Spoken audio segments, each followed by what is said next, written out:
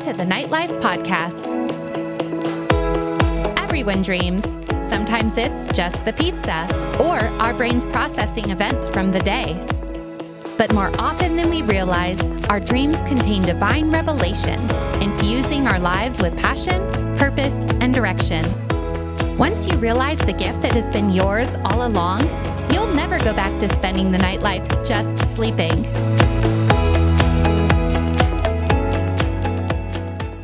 Welcome back. I'm relieved episode 1 wasn't so bad that I lost you for good. Hopefully, you're at least curious about your dreams and maybe a little excited to explore more of what's there. In this episode, I'll lay out some simple strategies for cultivating your dream life and techniques for interpretation. To kick this off, I'll share one of my favorite dreams I had in 2020. The message of this dream is just show up and you win. And it's been truly transformational, affecting the way I engage in many different areas of life. Not only did it address my tendency to overthink, over-prepare, and doubt my abilities, it also gave me courage to show up authentically, knowing that I have what it takes for every situation I'm called to lead or influence in. Here's the dream. I was in a debate with 2 other people, and I showed up later than the others, although I wasn't late. I had to go to a counter to get a slip of paper with the debate question on it, but no one was at the counter. Then, somehow I knew the question in my mind without the slip of paper. Explain the structure of society using only the book of Genesis. With no one there at the desk to help me, I just had to prepare using what I already knew. I felt confident I knew enough to at least say something. Then the help desk lady ran up and apologized for not being there. It appeared she was excited and wanted to help me. I was the lead debater on a team of 4, so it was me plus 3 others. I was wearing a black suit I actually own and carried a strong presence. When I got to the debate, I was still unprepared, but not nervous at all. Others were watching me, wanting me to win, but concerned I would be afraid. I assured them I'm not afraid at all. I felt calm, confident, and made for this moment. Then the moderator guy announced that I win. I replied I haven't even talked yet. He said it's great that someone like me would even come to the debate, and just my presence won. He said no one wanted the others to win. They seemed like highly educated, trained debaters, so the whole debate was rigged for me to win. I just had to show up. I could not interpret any of the details of this dream, and the message would still ring loud and clear and have an amazing potential to impact my life. I know when I dream about being in a black suit, this means business, and I'm in a position of power, prominence, or authority. I was the protagonist in this dream, somewhat of an unlikely hero, but I wasn't alone. The 3 others on my team represent God the Father, Son, and Holy Spirit.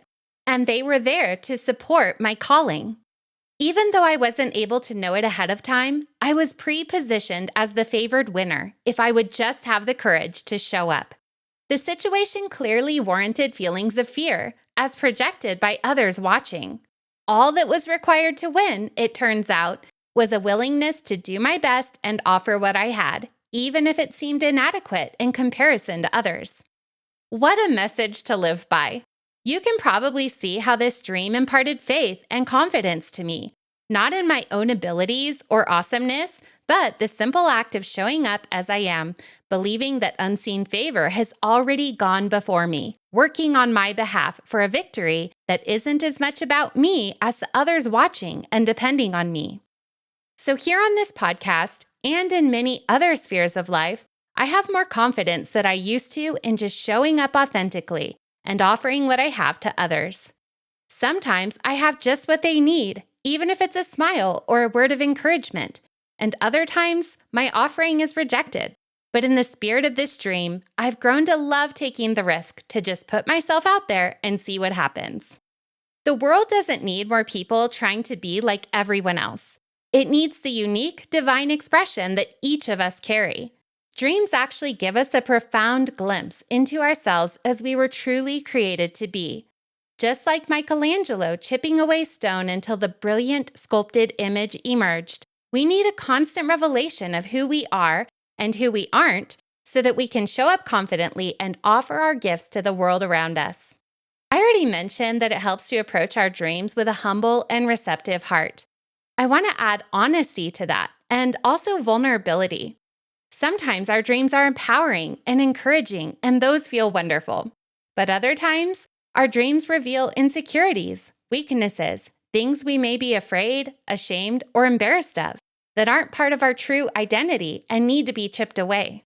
So be honest with yourself as you're reviewing the details of a dream. Ask the hard questions like, how does that make me feel? And what could this be pointing to in my life? Also, I have to mention that exploring the nightlife is like going into a gold mine with a flashlight and a pickaxe.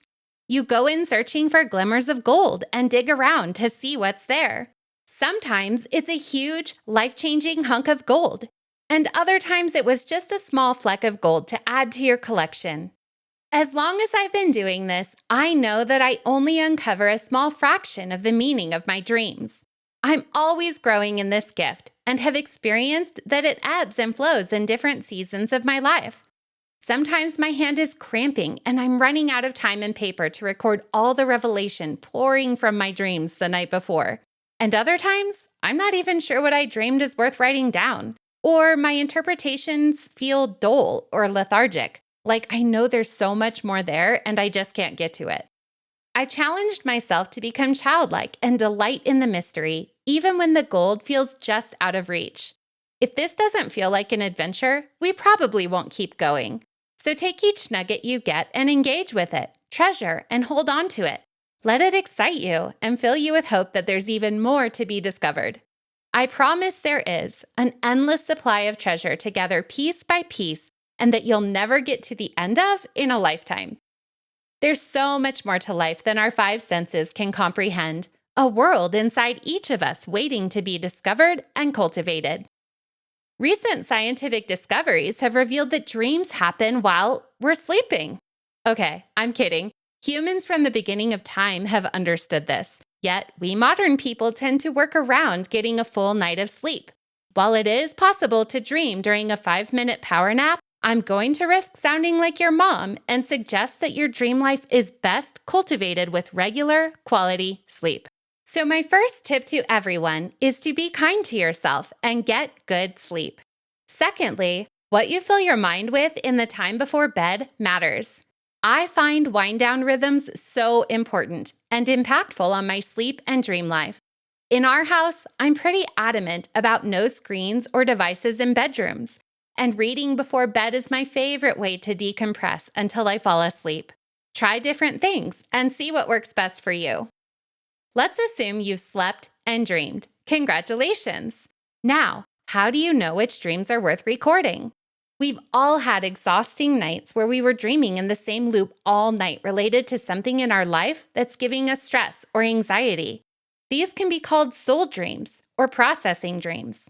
While not always revelatory, these dreams are still so valuable. I've recently heard that we're thinking every moment we're awake, that it is impossible to empty our minds of thoughts. If this is true, that's a big load our brains are carrying, and it makes sense that we would need some mechanism to periodically manage that load of data, as well as the array of emotions we experience throughout the course of a day. I'm convinced this is part of what happens at night. In addition to all the other amazing systems our body was created with to cleanse and repair while we sleep, maybe our brains do the same thing. It's up to you if you find it worthwhile to record this type of dream or not. For the sake of time, I often don't, but it has happened that I uncovered more in a processing dream than I originally thought was there just by taking a closer look, such as a new way of seeing a person or problem, key information I didn't have before, or a possible solution. This does happen, so if you think you've just had a processing dream, at least scan the dream mentally before dismissing it. It's generally agreed that there are 3 sources of dreams: God, ourselves, and the demonic realm. Sometimes it's clear where a dream came from and what to do with it. Sometimes a dream can be a brilliant mixture of a processing and a God dream, the highest level of dream that we're after. If you're not sure, err on the side of recording your dreams and see what you discover in the process. There are so many types of God dreams, and throughout history, people have been having them. Every God dream is a personal invitation to seek Him for the interpretation and the message that He is speaking to you. Yes, you. It's not like you have an antenna that accidentally picks up random things floating through the airwaves. If you consider all revelation as a special gift to be unwrapped and treasured, it will have a greater impact in your life than if you just give it a glance and throw it aside like a gift of socks at Christmas. Some dreams are very practical in nature and don't necessitate a lot of interpretation, such as the answer to a question you've been mulling over. Have you ever gone to bed lacking clarity and in the morning the answer was crystal clear to you? This just happened to me a few weeks ago. I wondered if I should go on a hunting trip with my husband, and that night I dreamed I went and it was dry, dusty, and I hated it. This isn't actually how I feel about where he was going to. So I knew this was the answer to my question and had no doubt deciding not to go on that trip with him. Other dreams, however, can speak into your life for many years or even a lifetime. I've had dreams from one end of the spectrum to the other, and they can all serve their purpose wonderfully if we learn how to handle them with the proper care.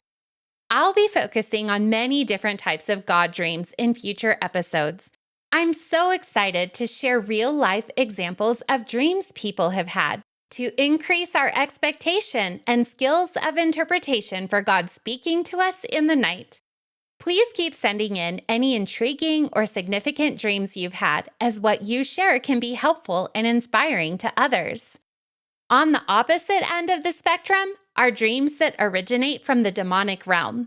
I don't know anyone who hasn't had one of these. The purpose of these dreams is to torment, discourage, intimidate, attack, accuse, terrify, or exhaust us. Some people experience these dreams in black and white rather than in color. I know people who still remember terrifying, recurring dreams from when they were a child, or who still experience them as adults. There is a real spiritual battle going on all around us all the time, whether we are aware of it or not. These dreams are usually a glimpse into that battle, sometimes having to do with us personally, or we just happen to be caught in the crossfire. I'll cover more about this in an upcoming episode. It's worth mentioning that not all God dreams are happy dreams.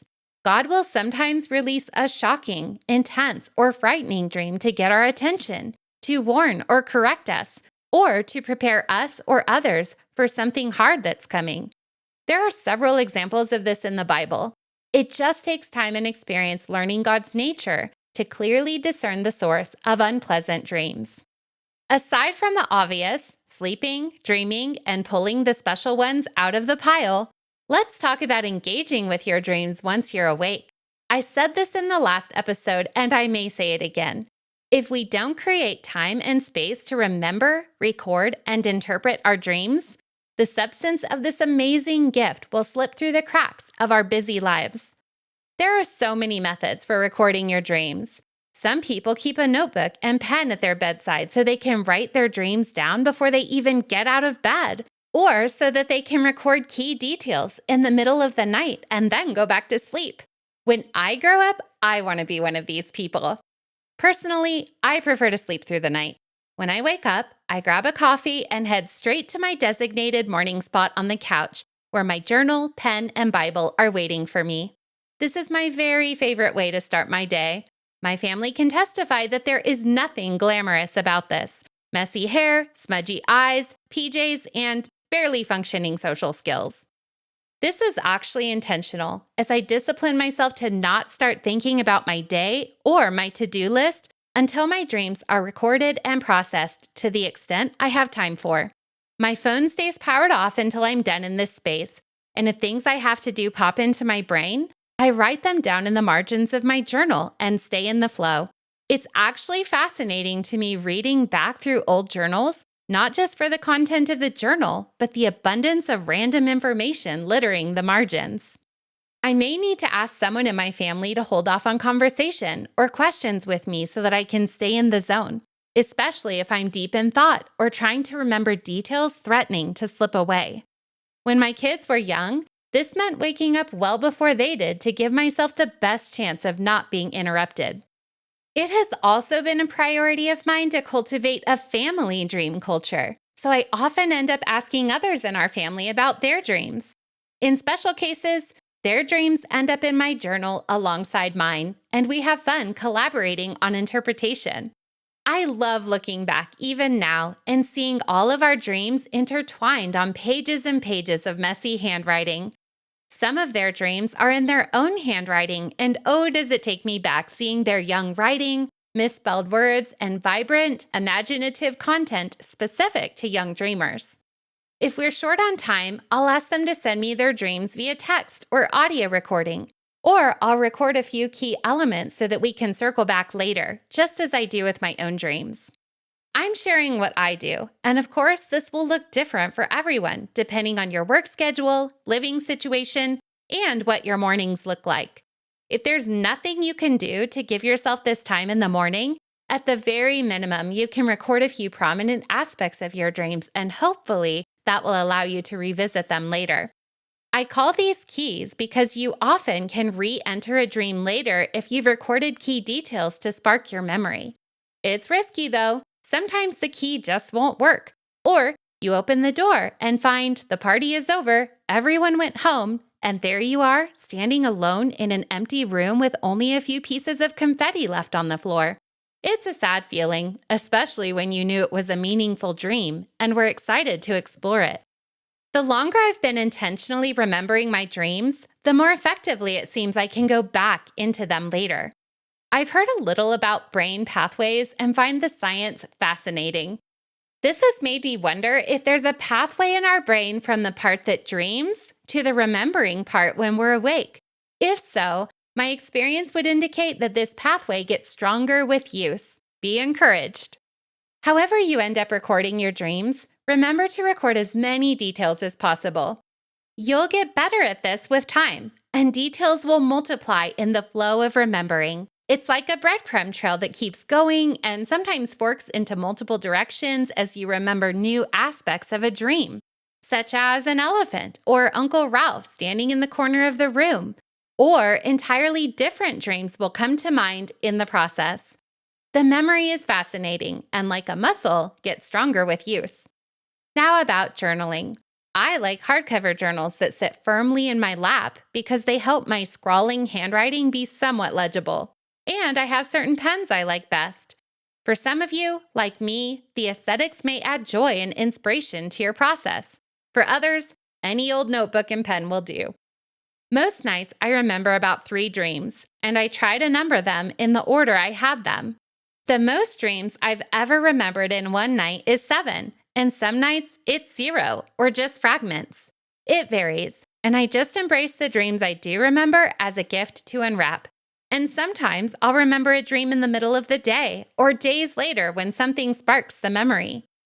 While I'm systematic about my morning time, the rest is a swirly process that I'm not much in control of and that I try to approach with childlike curiosity.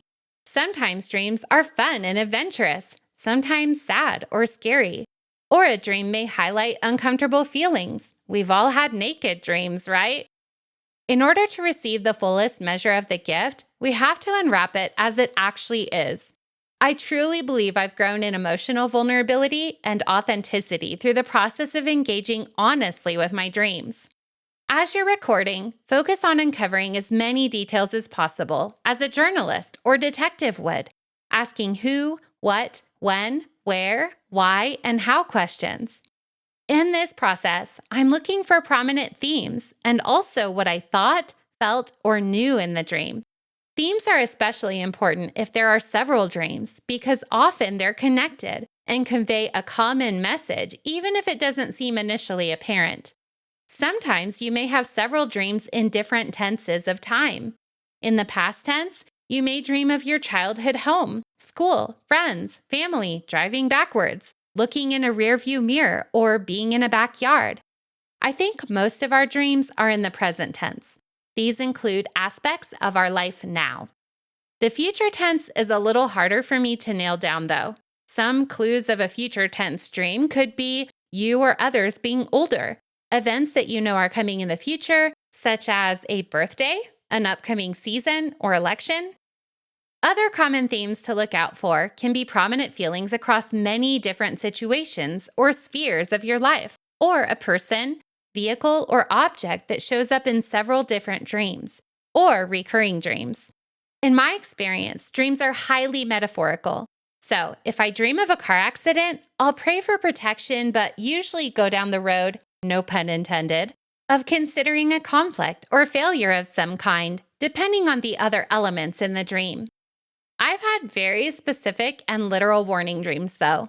Once I had 2 different dreams a few weeks apart that a bad guy was chasing my daughters and me.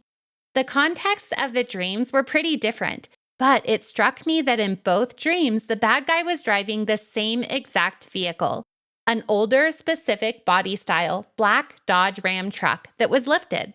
This got my attention, and not long after the second dream, I was doing dishes one morning and saw that exact truck driving up our driveway.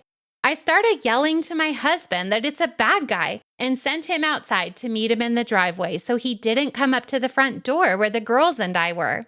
This man was a stranger selling services, so my husband was easily able to turn him away. I will never know what would have happened if I had missed the warning in those dreams and met the man at the front door myself.